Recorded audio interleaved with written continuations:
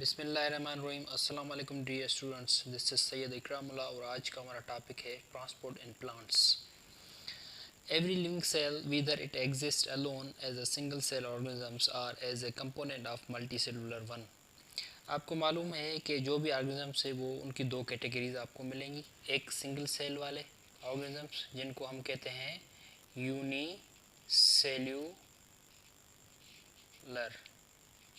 और एक वो होते हैं जो एक से ज़्यादा सेल से बने होते हैं जिनको हम कहते हैं मल्टी सेल्यूलर ऑर्गेनिजम्स। तो दोनों के अंदर ये खूबी होती है कि वो मेटाबॉलिक एक्टिविटीज़ परफॉर्म करते हैं अपनी सर्वाइवल के लिए, अपनी ग्रोथ के लिए, अपनी डेवलपमेंट के लिए। तो वो कैसे करते हैं? It must synthesise its own ATP by cellular respiration, cellular respiration करके। जैसे कि आप रेस्पिरेशन और फोटोसिंथेसिस का फ़र्क पीछे पढ़ के आए हैं, 9th क्लास में भी इसका बहुत डिटेल से जो है डिस्कस किया गया है। तो रेस्पिरेशन क्या होती है? रेस्पिरेशन वो प्रोसेस होता है जिसमें ग्लूकोज को तोड़ के उससे एनर्जी ली जाती है। तो सेलुलर लेवल पे जो एनर्जी रेस्पिरेशन से मिलती है उसमें से एटीपी बनाया जाता है। एटीपी वो मॉलिक्यूल है जिसके अंदर जो है वो एनर्जी स्टोर की जाती है, जो कि ऑब्टेंड होती है ग्लूकोज से। Every cell must obtain the necessary raw materials to support its metabolism for the synthesis of ATP. हर सेल क्या करता है? उसके लिए ज़रूरी होता है रॉ मटेरियल्स, उसको चाहिए। रॉ मटेरियल्स के थ्रू क्या करेगा? वो मेटाबॉलिज्म प्रोसेस करेगा और सिंथेसाइज करेगा एटीपी को। मेटाबॉलिज्म के अंदर आपको पता है दो प्रोसेस होते हैं, एक एनाबॉलिज्म, एक कैटाबॉलिज्म। तो एनाबॉलिज्म के अंदर क्या होता है? उसमें कुछ ना कुछ रॉ मटेरियल्स को यूज़ करके और प्रोडक्ट बनाई जाती है। तो यहाँ पर क्या प्रोडक्ट बन रही है? एटीपी बन रही है। Raw material as you know, जैसे फोटोसिंथेसिस का प्रोसेस होता है उसके लिए रॉ मटेरियल चाहिए, जैसे वाटर चाहिए, मिनरल्स चाहिए, कार्बन डाइऑक्साइड जो इन्वायरमेंट से प्लांट जो है वो इन्वायरमेंट से लेता है। उसके अलावा प्लांट के अंदर क्लोरोप्लास्ट भी मौजूद होता है। ये सारे क्या होते हैं? रॉ मटेरियल्स होते हैं। ये मिलकर फिर केमिकल रिएक्शंस करते हैं, मेटाबॉलिज्म फंक्शंस परफॉर्म करते हैं। उसके नतीजे में एक चीज़ बनती है, एक प्रोडक्ट बनती है जिसको हम कहते हैं ग्लूकोज। तो एटीपी बनाने के लिए भी रॉ मटेरियल चाहिए होते हैं, जिसकी वजह से वो एक मॉलिक्यूल बन जाता है। Obviously some mechanism is needed for transporting substances between the specialised system of procurement, synthesis or elimination of different compounds। अब ये चीज़ें बन तो जाती हैं प्लांट के अंदर, जैसे ग्लूकोज बन गया, एटीपी बन गया, या और बहुत सारी है। या फॉर एग्जांपल इन चीज़ों को बनाने के लिए रॉ मटेरियल चाहिए। ये रॉ मटेरियल कहाँ से आएगा, कैसे आएगा? अगर आ भी जाए तो फिर ये पूरे पौधे के अंदर सेल टू सेल कैसे जाएगा? तो इनको ट्रांसपोर्ट होना, इन सब्सटेंसेस का ट्रांसपोर्ट होना बहुत अहम होता है। जब तक ये चीज़ें, ये raw material cell to cell नहीं पहुंचेगी तब तक ये सारे प्रोसेस नहीं होंगे और ये जो चीज़ें सिंथेसाइज नहीं होगी, जैसे ग्लूकोज है, एटीपी है। तो कुछ ऐसे सिस्टम हैं जिनकी वजह से वो ट्रांसपोर्ट होती रहती है इन चीज़ों की, इन सब्सटेंसेस की। प्रोक्योरमेंट क्या होता है? उसमें कुछ ना कुछ पौधा हासिल करता है, लेता है, जैसे सॉइल में से मिनरल्स लेना, वाटर को एब्जॉर्ब करना, या एयर में से कार्बन डाइऑक्साइड को लेना। उसके अलावा सिंथेसिस माने कुछ ना कुछ चीज़ बनाना। ये मेटाबॉलिज्म के जो फंक्शंस परफॉर्म करके कोई चीज़ें बनाना उसके अंदर, प्लांट के अंदर, सेल के अंदर एटीपी है, ग्लूकोज है, ये चीज़ें सिंथेसाइज करना। या फिर एलिमिनेशन, कोई भी चीज़ें अगर प्लांट के अंदर ज़्यादा मकदार में हो जाती है तो उसको प्लांट क्या करेगा? एलिमिनेट करेगा, अपने अंदर से बाहर खारिज करेगा। फॉर एग्जांपल जैसे फोटोसिंथेसिस के अंदर जो है वो जो प्रोडक्ट होता है, रिएक्टेंट्स कौन से होते हैं? रिएक्टेंट्स होता है वाटर होता है और कार्बन डाइऑक्साइड मेन होते हैं। वो कहाँ पर? क्लोरोप्लास्ट के अंदर वो प्रोसेस होता है और सनलाइट की प्रेजेंस में होता है। तो उसके नतीजे में रिएक्शन होने के बाद प्रोडक्ट क्या बनते हैं? प्रोडक्ट बनते हैं ग्लूकोज बनता है, और उसके अलावा बनता है oxygen, which is by product. जितनी ऑक्सीजन नीडेड होती है उसको रेस्पिरेशन के लिए वो यूज़ करके, बाकी जो है डे के दिन के वक्त जो है वो ऑक्सीजन बाहर खारिज की जाती है, एलिमिनेट की जाती है। तो ऐसे इसी तरह से कुछ मिनरल्स भी होते हैं जो पौधे को बाहर खारिज करने होते हैं, या वाटर भी एक्सेस में आ जाए तो भी एलिमिनेट करना होता है। तो ये इन इन चीज़ों के लिए कुछ स्पेशलाइज सिस्टम होते हैं जिनसे वो सब चीज़ों को अंदर बाहर दाखिल करता रहता है। So plants are in contact with both soil and atmosphere, very common thing. Plant का जो है सॉइल से और एटमॉस्फेयर से कांटेक्ट रहता है। Various materials from atmosphere and soil are transported in and out of the plant body by various processes such as diffusion, osmosis, imbibition and active transport. अब अगर एटमॉस्फेयर और सॉइल के साथ प्लांट का contact है तो कांटेक्ट की वजह से एटमॉस्फेयर से और सॉइल से बहुत सी चीज़ें, सब्सटेंसेस जो हैं वो प्लांट के अंदर इन एंड आउट होती रहती हैं। कुछ ऐसे सब्सटेंसेस हैं जो एटमॉस्फेयर से प्लांट लेता है, फॉर एग्जांपल कार्बन डाइऑक्साइड लेता है ड्यूरिंग द डे टाइम, और ऑक्सीजन को जो है वापस एलिमिनेट करता है एटमॉस्फेयर के अंदर। सॉयल से पौधा क्या करता है, वाटर को लेता है, मिनरल से मिनरल को लेता है। इस तरह से ये डिफरेंट किस्म के जो मटेरियल हैं उनकी ट्रांसपोर्ट जो है एटमॉस्फेयर से या तो फिर सॉयल से जो है प्लांट के थ्रू प्लांट के अंदर होती रहती है। और उनके लिए प्रोसेस कौन से होते हैं जिनसे ये ट्रांसपोर्ट करते हैं, उसका एक डिफ्यूजन है। डिफ्यूजन आपको हम बार बार डिस्कस कर चुके हैं। और उसके अलावा ऑस्मोसिस है। ऑस्मोसिस जो है डिफ्यूजन से थोड़ा डिफरेंट है। ऑस्मोसिस में कुछ स्पेशल मटेरियल्स होते हैं जिनको सेल के अंदर अलो किया जाता है। और इम्बाइबिशन, इम्बाइबिशन क्या होती है? इम्बाइबिशन का मतलब है एडजॉर्प्शन। एक होता है एब्जॉर्प्शन, जज़ब करना, एक होता है एडजॉर्प्शन। एडजॉर्प्शन का मतलब है वो जो भी चीज़ है उसको एडजॉर्ब करके, सब्सटेंस है या वाटर है उसको एडजॉर्ब करके अपने अंदर स्टोर कर लेगा। स्टोर करने की वजह से वो पार्ट जो होता है सेल का या प्लांट का, वो पार्ट स्वेल कर जाएगा, मतलब वो फूल जाएगा। जैसे छोले वगैरह आप भिगो दें पानी के अंदर, वो फूल जाते हैं। ठीक है, इस तरह से वो इम्बाइबेशन का प्रोसेस होता है जिसमें वो वाटर को या कुछ और चीज़ें होती हैं, सब्सटेंसेस होते हैं, उनको स्टोर कर लेते हैं अपने अंदर। And active transport, active transport आपको पता है ट्रांसपोर्ट के दो टाइप्स होते हैं, एक पैसिव ट्रांसपोर्ट, एक एक्टिव ट्रांसपोर्ट। पैसिव ट्रांसपोर्ट के अंदर जो है वो एनर्जी की नीड नहीं होती, जबकि एक्टिव ट्रांसपोर्ट के अंदर एनर्जी की नीड होती है।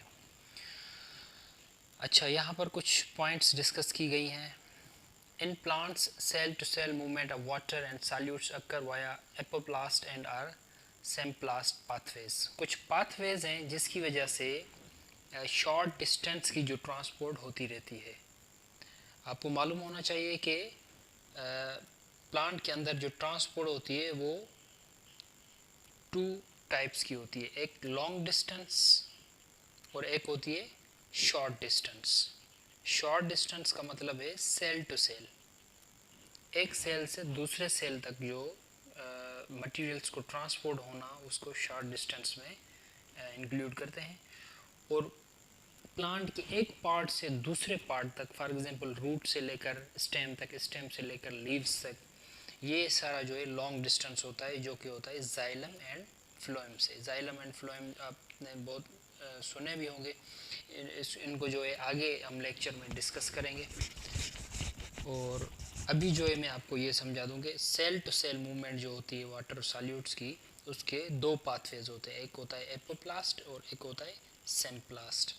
एपोप्लास्ट में क्या होता है कि सेल का जो बॉर्डर होता है, मतलब ऐसे समझे ये एक सेल है, सेल के गिर्द सेल वाल होती है, तो सेल वाल के थ्रू जो है ये वाटर अगर ट्रांसपोर्ट कर रहा है, this process is called apoplast.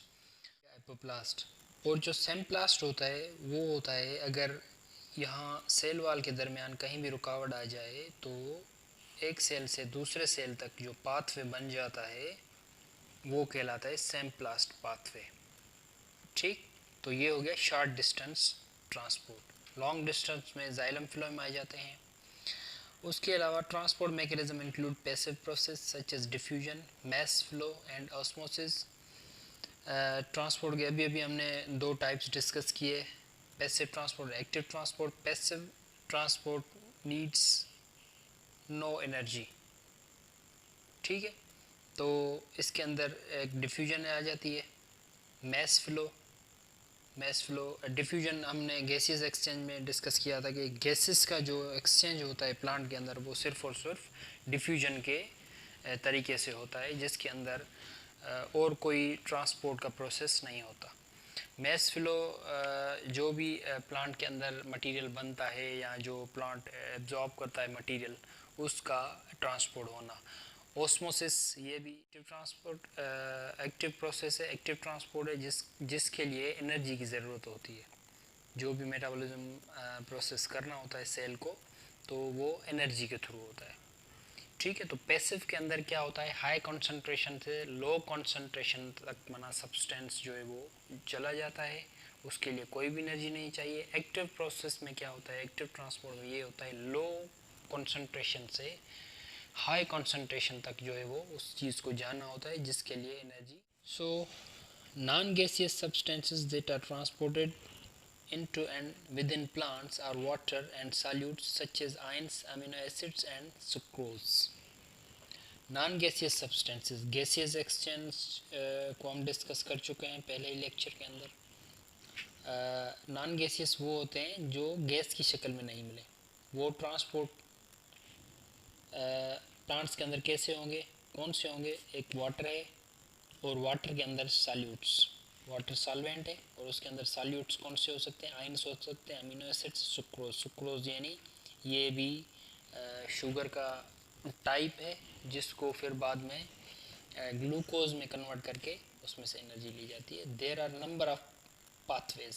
कौन से पाथवेज होते हैं जिनकी वजह से ये सारे वाटर है या ये जो सॉल्यूट्स है ये ट्रांसपोर्ट करते हैं। तो between solutions in the external environment and plant roots, एक जो पाथवे है सॉल्यूशन है, सॉल्यूशन के थ्रू जो है वो इन्वायरमेंट से और प्लांट रूट से जो है वो ट्रांसपोर्ट होती रहती है। सॉल्यूशंस कैसे, जैसे वाटर भी सॉल्वेंट है तो उसके अंदर सॉल्यूट्स, आयन से अमीनो एसिड्स उसके अंदर आ जाएंगे, वाटर के थ्रू वो ट्रांसपोर्ट करेंगे। Between cells either along the apoplastic pathway or the symplastic pathway via plasmodesmata. Cells के दरमियान क्या हो रहा है, सेल्स टू सेल्स जो ट्रांसपोर्ट होगी, जो शॉर्ट डिस्टेंस है अभी हम डिस्कस करके आए हैं, उसके अंदर दो पाथवे हैं। एपोप्लास्टिक जो सेल के सेल वाल में जो ट्रांसपोर्ट हो रही है वो एपोप्लास्टिक पाथवे होता है, और जो है सेल का दूसरे सेल के दरमियान जो ट्रांसपोर्टेशन होगी वो होगी सिम्प्लास्टिक पाथवे। लेकिन उसके लिए एक अलग से रास्ता होता है, एक ऐसा रास्ता होता है जो दो सेल को कनेक्ट करता है। ये एक सेल है, ये दूसरा सेल है, इन दोनों को कनेक्ट करने वाला जो, अच्छा, between compartments within a cell, for example between vacuole and cytoplasm which are separated by membrane, the tonoplast. Tonoplast आपको पता है जो प्लांट सेल होता है, प्लांट सेल के अंदर एक बड़ा सा वैक्यूल होता है और उस वैक्यूल के गिर्द जो कवरिंग होती है, जो मेम्ब्रेन होती है, उसको हम कहते हैं टोनोप्लास्ट। क्या कहते हैं, टोनोप्लास्ट कहते हैं। तो ये जो ट्रांसपोर्ट हो रही है ये सेल के कंपार्टमेंट्स के अंदर हो रही है। मतलब वैक्यूल भी सेल के अंदर होता है, साइटोप्लाज्म की सेल एक के अंदर होता है, न्यूक्लियस भी सेल के अंदर होता है। ठीक, तो वैक्यूल से साइटोप्लाज्म में दाखिल होना, ट्रांसपोर्ट होना, या साइटोप्लाज्म से वैक्यूल के अंदर ट्रांसपोर्ट होना, ये सारा प्रोसेस जो है टोनोप्लास्ट के थ्रू होता है। अच्छा, long distance transport in xylem and phloem. Long distance जो जाइलम फ्लोएम से होता है, यानी पौधे के एक पार्ट से दूसरे पार्ट तक जो ट्रांसपोर्ट होती है, उसके लिए जाइलम फ्लोएम जो है वो रिस्पॉन्सिबल होते हैं। इनको हम अब नेक्स्ट जो लेक्चर में डिस्कस करेंगे। अभी लेक्चर बहुत लंबा हो जाएगा इस वजह से। Movement of water and solutes take place through xylem and mass flow, transport of sugar through phloem. Xylem के थ्रू जो ट्रांसपोर्टेशन होगी वो होगी एक वाटर की और एक सॉल्यूट्स की। ठीक है, जबकि फ्लोएम जो है उसके थ्रू डिफरेंट मैसेज होते हैं, जैसे शुगर है, शुगर है यानी ग्लूकोज वगैरह खुद प्लांट बनाता है, बना तो देता है, लेकिन उसके जिन जिन पार्ट्स में बनता है उसके अलावा और भी प्लांट्स के जो पार्ट्स होते हैं वहाँ तक पहुँचना होता है, तो ये होता है फ्लोएम के through. Both xylem and phloem are structurally related with their function के हिसाब से जो है उनका काम जो होता है उस हिसाब से उनको स्ट्रक्चर किया गया है।